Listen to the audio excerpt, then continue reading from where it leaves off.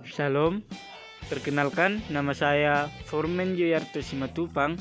Saya mahasiswa dari IAKN Tarutung dengan NIM 210101176 grup E, mata kuliah teori belajar dari dosen pengampu yaitu Bapak Dr. Baginda Sitompul MPDK. Teori konstruktivisme.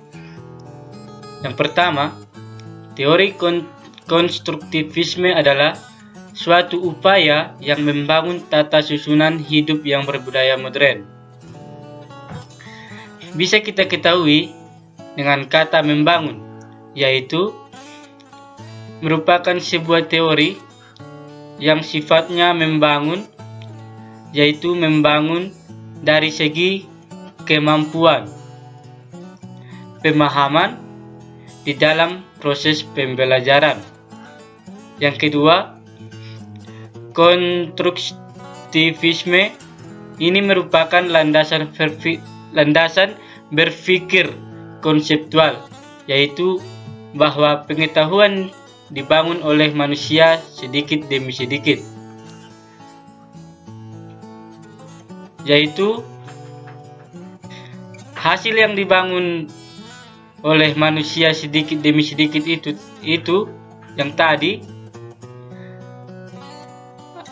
adalah hasilnya yang diperluas dengan melalui konteks yang terbatas dan tidak dengan tiba-tiba juga.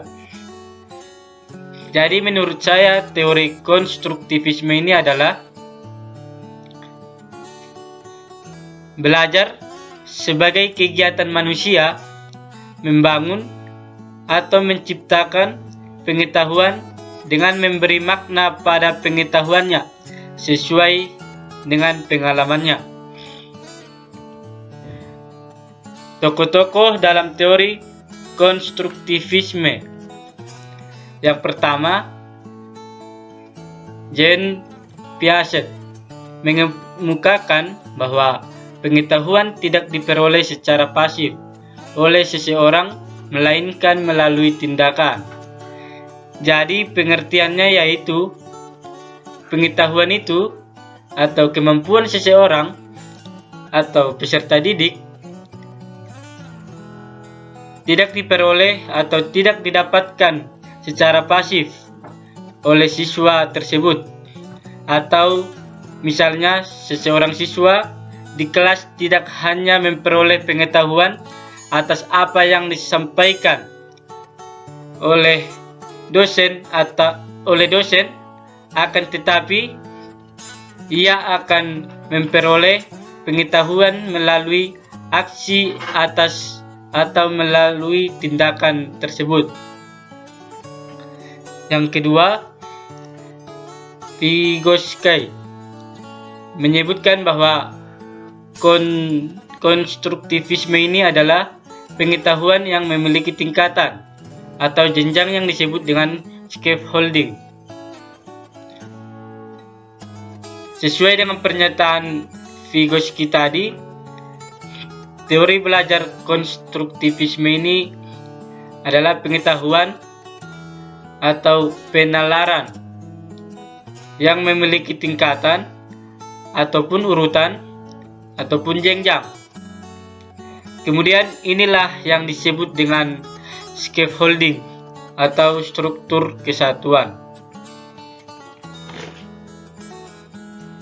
Pandangan konstruktivisme.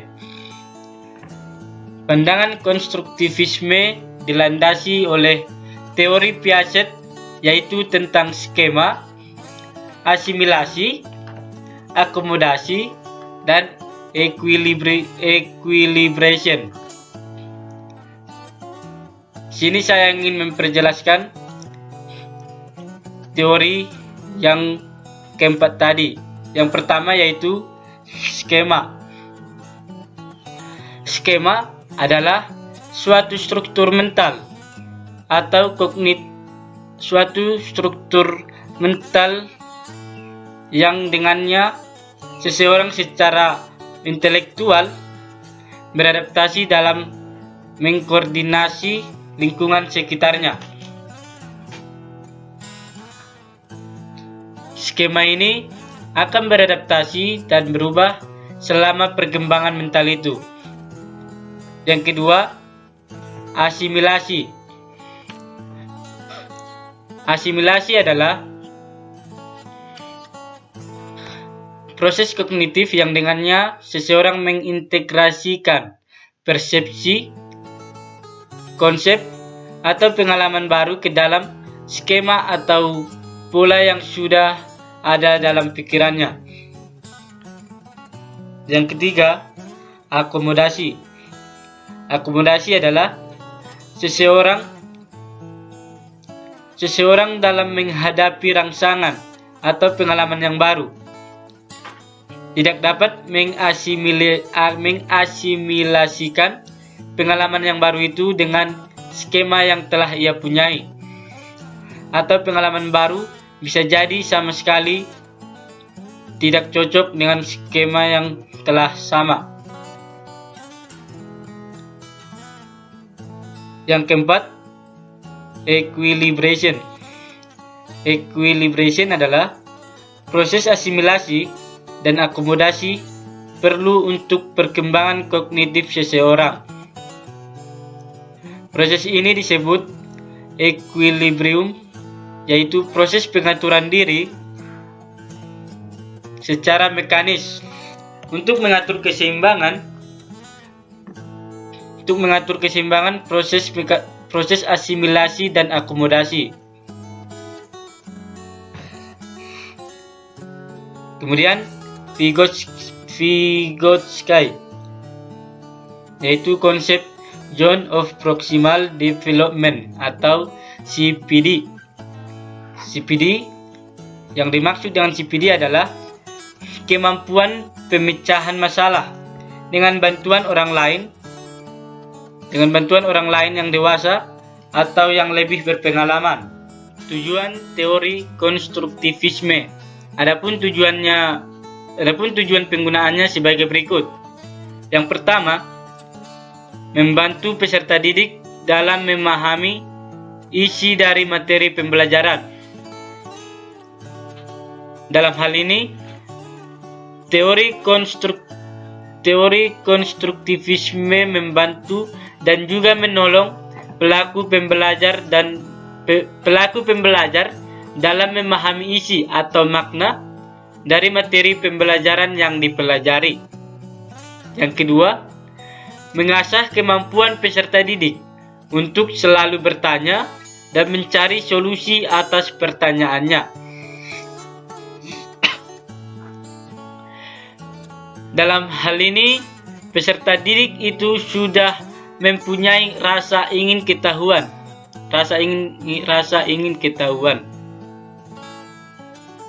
atas apa yang sudah dipelajarinya. Untuk itu, peserta didik akan selalu bertanya dan mencari jawaban ataupun solusi atas pertanyaan yang tadi. Yang ketiga, meningkatkan pemahaman peserta didik terhadap suatu konsep. Dalam hal ini, pemahaman peserta didik sudah lebih baik terarah terhadap suatu konsep.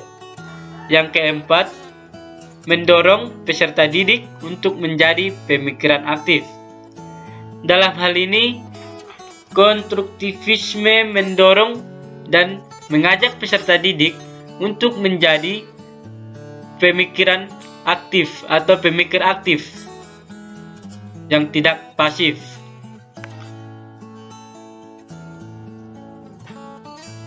Kemudian, langkah-langkah teori belajar konstruktivisme. Di sini terdapat 4 tahap. Yang pertama, tahap pertama yaitu guru harus bisa memancing tentang suatu pokok bahasan ataupun konsep. Tahap pertama misalnya itu memberikan sejumlah pertanyaan yang bersifat clickbait di kehidupan sehari-hari, atau dosen atau bapak ibu bisa mulai membangun komunikasi 2 arah agar mereka bersedia memberikan gambaran pada umumnya. Yang kedua, tahap kedua, yaitu pada tahap ini, yaitu meminta peserta didik untuk mencari solusi atau menyelidiki konsep yang telah dipaparkan di tahap pertama. Di tahap kedua ini, yaitu kegiatan ini bisa diisi dengan membaca buku, mencari referensi dari berbagai sumber, contohnya seperti majalah, koran, dan lain sebagainya. Yang ketiga, tahap ketiga yaitu berisi kegiatan lanjutan dari hasil penyelidikan di tahap kedua. Pada tahap ketiga ini, peserta didik diminta untuk memberikan pemaparan tentang konsep yang dirumuskan berdasarkan pengetahuan yang telah diperoleh. Yang keempat atau yang terakhir, yaitu untuk mengoptimalkan ketiga tahap sebelumnya. Guru bisa mengondisikan suasana belajar di kelas menjadi hangat, santun, dan penuh wibawa. Dengan demikian ini, dosen atau Bapak Ibu bisa mendorong peserta didik untuk bisa menerapkan pemahaman konseptual yang telah diperolehnya di kehidupan sehari-hari. Kelebihan dan kekurangan teori konstruktivisme. Terdapat 4 kelebihannya, yaitu yang pertama dalam aspek berpikir. Dalam aspek berpikir, yaitu berpikir adalah dalam proses pembelajaran, murid berpikir untuk dapat menyelesaikan masalah dan membuat keputusan. Yang kedua dalam aspek faham, yaitu murid terlibat secara langsung dan proses pembelajaran sehingga lebih faham dan mengaplikasikannya dalam semua situasi. Yang ketiga yaitu aspek mengingat. Dalam aspek mengingat ini yaitu murid terlibat secara langsung dengan aktif. Mereka akan mengingat lebih lama semua konsep. Yang keempat, dalam aspek kemahiran. Yaitu kemahiran yang dimaksud bisa diperoleh apabila berinteraksi dengan guru dalam membina pengetahuan baru. Kekurangan konstruktivisme yaitu yang pertama, miskonsepsi. Yang dimaksud dengan miskonsepsi ini adalah siswa mengkonstruksi pengetahuannya sendiri. Tidak jarang bahwa hasil konstruksi siswa tidak cocok dengan hasil konstruksi sesuai dengan kaidah ilmu pengetahuan, sehingga dapat menyebabkan yaitu miskonsepsi. Yang kedua, membutuhkan waktu yang lama. Waktu yang lama ini adalah konstruktivisme menanamkan agar siswa membangun pengetahuannya sendiri, dan setiap siswa memerlukan penanganan yang berbeda-beda. Yang ketiga, tidak sama. Tidak sama yaitu situasi dan kondisi setiap sekolah itu mungkin ada yang tidak sama, karena tidak semua sekolah memiliki sarana prasarana yang dapat membantu keaktifan dan kreativitas siswa. Yang terakhir yaitu kurang mendukung. Kurang mendukung yaitu dalam proses belajarnya di mana peran guru sebagai pendidik itu sepertinya kurang begitu mendukung. Makanya siswa dapat berbeda persepsi satu dengan lainnya. Ciri-ciri belajar konstruktivisme. Adapun ciri-ciri belajar konstruktivisme yaitu yang pertama, orientasi. Orientasi yaitu peserta didik diberi kesempatan untuk mengembangkan motivasi dalam mempelajari suatu topik dengan memberi kesempatan melakukan observasi. Yang kedua, elitasi.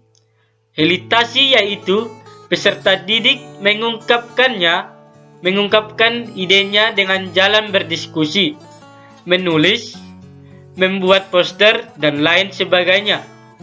Yang ketiga, restrukturisasi. Restrukturisasi ini yaitu klarifikasi ide dengan ide orang lain, membangun ide yang baru, dan mengevaluasi ide baru. Yang keempat, pengetahuan ide baru dalam setiap situasi. Yang keempat itu yang dimaksud yaitu atau pengetahuan yang telah, yaitu ide atau pengetahuan yang telah terbentuk perlu diaplikasikan pada macam-macam situasi. Yang terakhir yaitu review. Review yaitu dalam mengaplikasikannya, pengetahuan gagasan yang ada perlu direvisi dengan menambahkan atau mengubah. Akhir kata, saya ucapkan kepada saudara dan saudari yang telah menonton